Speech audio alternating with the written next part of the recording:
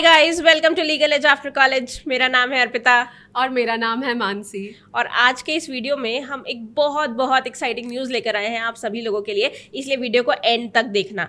But before we come to that, पहले discuss करते हैं कि क्या है क्लैट पीजी, एलेट पीजी, कैसे तैयारी करनी चाहिए और क्या रिसोर्सेज हैं आपके पास जिनको आप देख सकते हैं।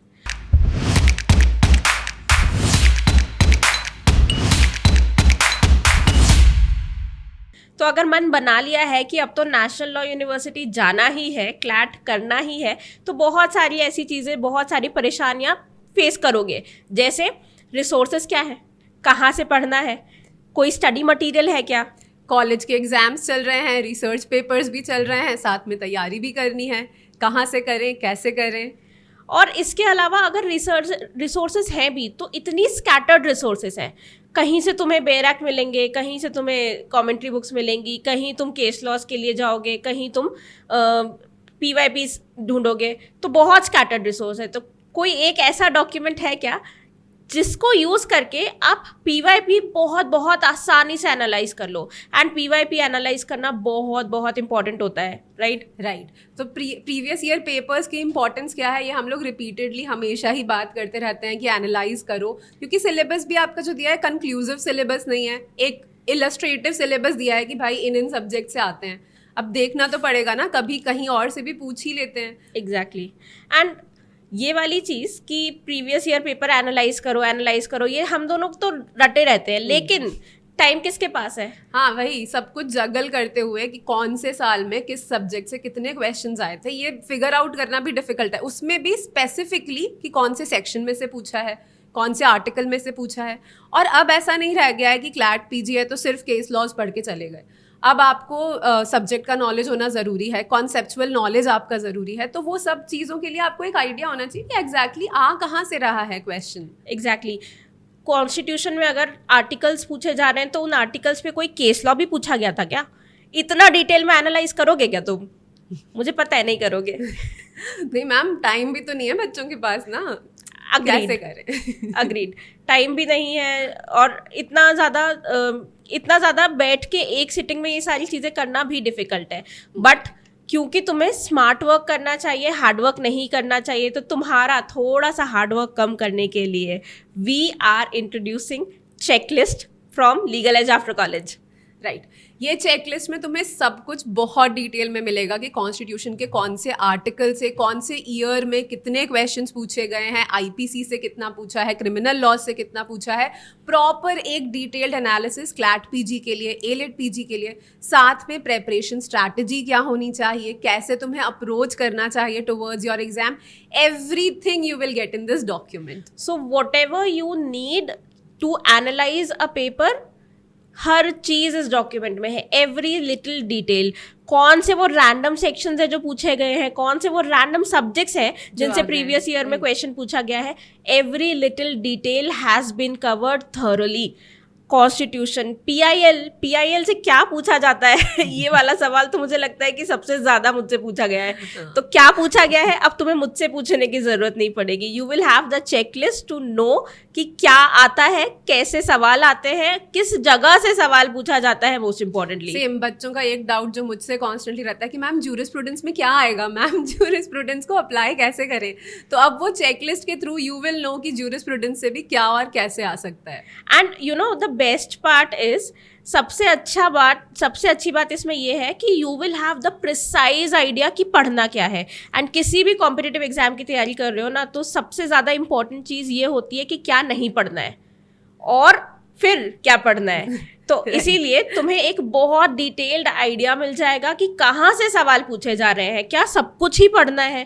क्योंकि अगर देखो सब कुछ पढ़ने बैठे तो अभी जितने महीने रह गए हैं उसमें तैयारी करना तो डिफिकल्ट है। और इतने सब्जेक्ट्स में आप सब कुछ प्रॉपरली कवर कर भी नहीं सकते, कुछ ना कुछ तो छूटेगा ही। इसलिए it always better to know कि व्हाट टू स्टडी। स्पेसिफिक अगर आपको पता है कि हाँ इन्हीं आर्टिकल से क्वेश्चंस आते हैं या इन्हीं सेक्शन से क्वेश्चंस आते हैं, तो फिर हम फालतू इधर उधर डाइग्रेस क्यों हो ना। एग्जैक्टली। एंड इमेजिन कि कितना ज़्यादा टाइम सेव करेगा आपका।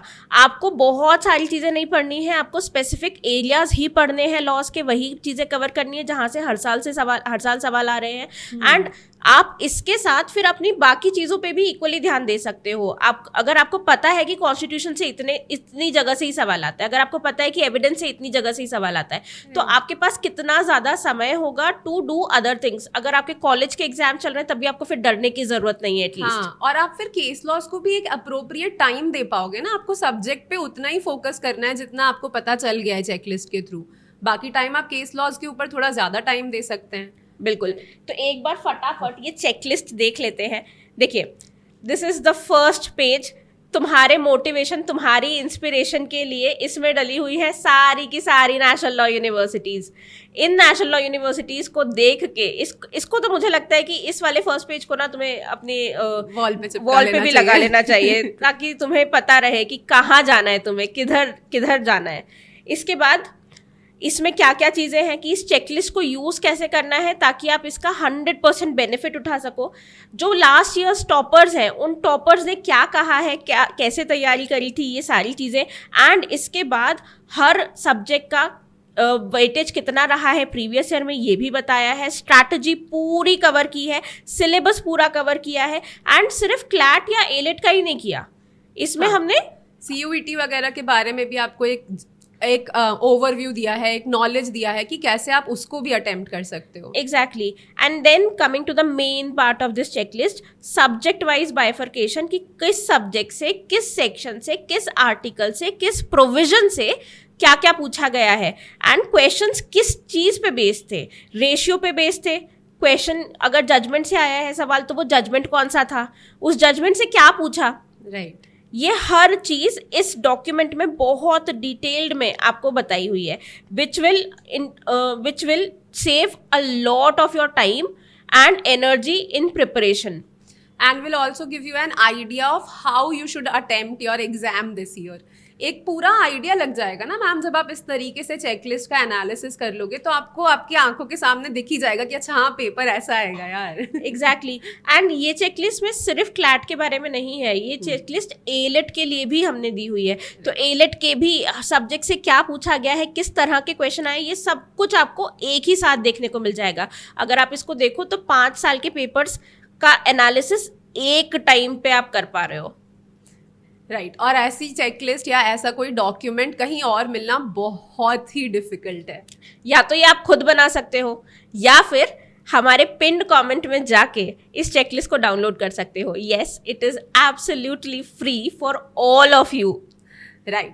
So click on the comment right now and download your checklist. Also show us some love. बहुत मेहनत लगी है इसे बनाने में, trust us.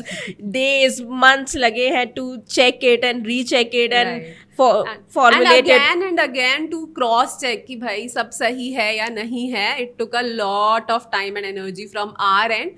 But we are providing it to you all, जिससे कि आप सबका वो एफर्ट बच जाए। तो please share it with your friends, share this video with your friends, show us some love, like it, subscribe to the channel if you are new over here.